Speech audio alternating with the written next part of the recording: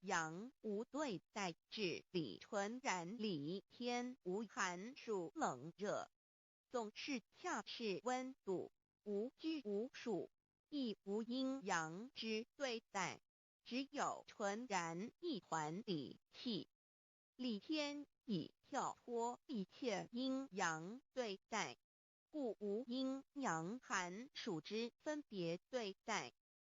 自性至理纯然，通达无碍，故无束无管，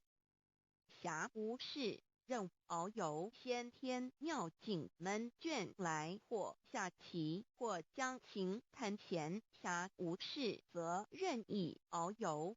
观赏先天美妙景致，或下棋娱乐，或弹琴消遣。理天之境无闷倦之事，举凡一切活动皆随心之所至，